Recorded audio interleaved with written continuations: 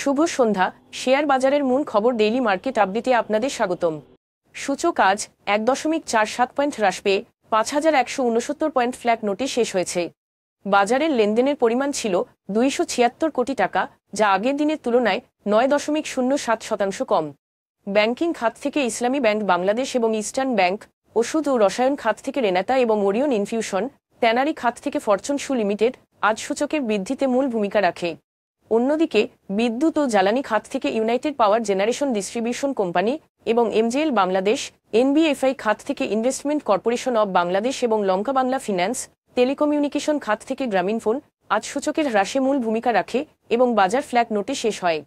খাতভিত্তিক লাভ লোকসানের হিসেব অনুযায়ী ট্যানারি খাতে আজ সর্বোচ্চ 1.13% এবং আইটি খাত থেকে দ্বিতীয় সর্বোচ্চ 0.87% মূল্য বৃদ্ধি পায়। অন্যদিকে বিদ্যুৎ ও জ্বালানি খাতে আজ সর্বোচ্চ 0.91% মূল্য হ্রাস পায়।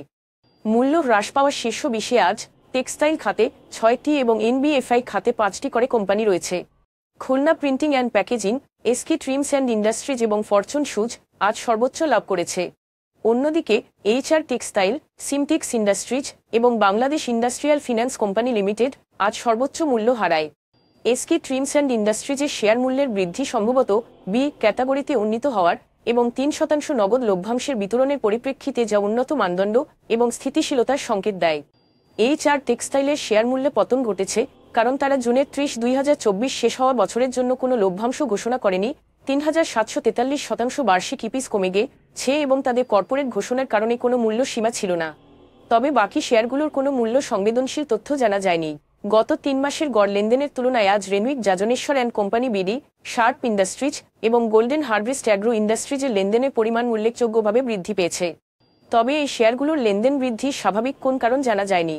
আজকের শীর্ষ দুটি সংবাদ। বাংলাদেশের বৈদেশিক মুদ্রার রিজার্ভ 23 ডিসেম্বর 20.17 বিলিয়ন মার্কিন ডলারে পৌঁছেছে। আইএমএফ এর বিপিএম 6 সূত্র অনুসারে রেমিট্যান্সের 30% বৃদ্ধি এবং এলসি খোলার বিধিনিষেধ সহজ করার ফলে এটি সম্ভব হয়েছে। আগের বিপিএম 5 স্ট্যান্ডার্ডের অধীনে রিজার্ভ ছিল 24.99 বিলিয়ন ডলার। অন্তর্বর্তী সরকারের অধীনে ডলার প্রতি 100 কোটি টাকার মূল্য নির্ধারণ ও বাজার চাহিদার সঙ্গে সামঞ্জস্য রাখায় বৈদেশিক মুদ্রার রিজার্ভ 19 থেকে 20 বিলিয়ন ডলারের মধ্যে স্থিতিশীল ছিল। কেন্দ্রীয় ব্যাংকের তথ্য অনুযায়ী চলতি অর্থবছরের জুলাই থেকে অক্টোবর পর্যন্ত আমদানিতে 1% প্রবৃদ্ধি হয়েছে, যেখানে গত অর্থবছরে এ প্রবৃদ্ধি ছিল নেগেটিভ 10%। একই সময়ে রেমিট্যান্স 30% বৃদ্ধি পায় আর রপ্তানি বেড়েছে 8%। সাম্প্রতিক সপ্তাহগুলোতে আমদানি বৃদ্ধির কারণে ডলারের দাম বাড়তে শুরু করে। ব্যাংকগুলোকে রেমিট্যান্সের ডলার কিনতে সর্বোচ্চ 127 টাকা 70 পয়সা খরচ করতে হয়েছে। আমদানি তথ্য অনুসারে বাংলাদেশ থেকে ইউরোপীয় ইউনিয়নের আমদানি এই সময়ের মধ্যে মাত্র 0.8% প্রবৃদ্ধির মুখ দেখেছে।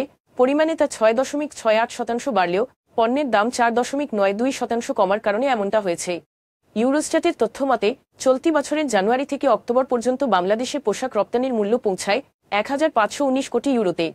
আগের বছরের একই সময়ে যা ছিল 1,508 কোটি ইউরো, তবে 2024 সালের অক্টোবরে যা আগের বছরের চেয়ে 33.78% মতো বড় হারে বেড়েছে, যা গত 10 মাসের মধ্যে সবচেয়ে শক্তিশালী প্রবৃদ্ধির রেকর্ড।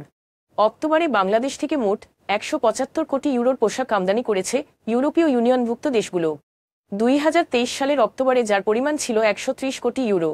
আলোচ্য সময়ে বিভিন্ন দেশ থেকে মোট 7,147 কোটি ইউরো মূল্যের পোশাকপণ্য আমদানি করেছে ইইউ দেশগুলো, যা আগের বছরের চেয়ে বেড়েছে 0.16%।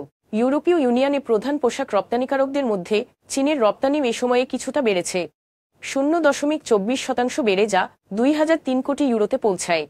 চীনের রপ্তানি সামান্য বাড়ার এই ঘটনা বৈশ্বিক পোশাক বাজারেও বড় পরিবর্তনের ইঙ্গিত দিচ্ছে। আজ এ পর্যন্তই। আগামীকাল আবার আসবো শেয়ার বাজারের নানা আপডেট নিয়ে। ধন্যবাদ।